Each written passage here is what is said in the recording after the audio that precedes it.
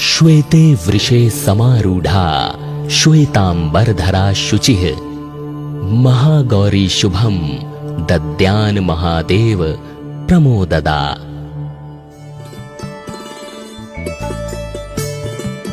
मां दुर्गा जी की 8वीं शक्ति का नाम महागौरी है।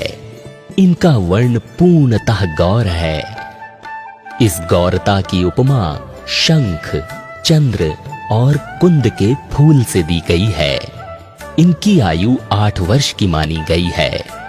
अष्टवर्षा भवेद गौरी। इनके समस्त वस्त्र एवं आभूषण आदि भी श्वेत हैं। इनकी 4 भुजाएं हैं। इनका वाहन वृषभ है। इनके ऊपर के दाहिने हाथ में अभय मुद्रा और नीचे वाले दाहिने हाथ में त्रिशूल है।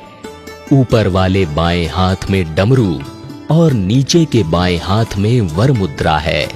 इनकी मुद्रा अत्यंत शांत है। अपने पार्वती रूप में इन्होंने भगवान शिव को पति रूप में प्राप्त करने के लिए बड़ी कठोर तपस्या की थी।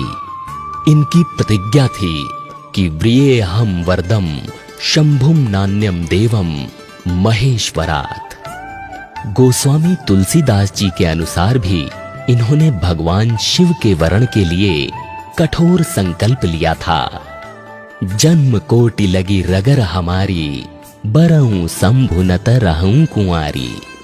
इस तपस्या के कारण इनका शरीर एकदम काला पड़ गया। इनकी तपस्या से प्रसन्न और संतुष्ट होकर जब भगवान शिव ने इनके शरीर को गंगा जी के पवित्र जल से मल कर धोया, तब वह विद्युत प्रभा के समान अत्यंत कांतिमान गौर हो उठा। तभी से इनका नाम महागौरी पड़ा। दुर्गा पूजा के 8वें दिन महागौरी की उपासना का विधान है। इनकी शक्ति अमोघ और सद्यः फलदायिनी है। इनकी उपासना से भक्तों के सभी कल्मश धुल जाते हैं। उसके पूर्व संचित पाप भी विनष्ट हो जाते हैं। भविष्य में पाप, संताप, दैन्य, दुख उसके पास कभी नहीं आते।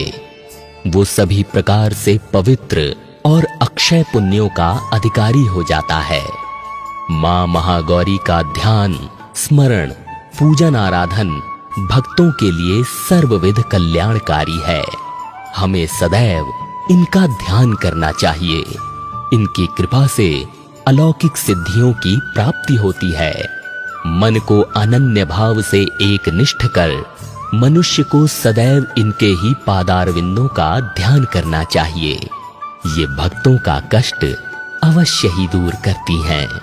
इनकी उपासना से आर्त जनों के असंभव कार्य भी संभव हो जाते हैं। अतः इनके चरणों की शरण पाने के लिए हमें सर्वविध प्रयत्न करना चाहिए। पुराणों में इनकी महिमा का प्रचुर आख्यान किया गया है।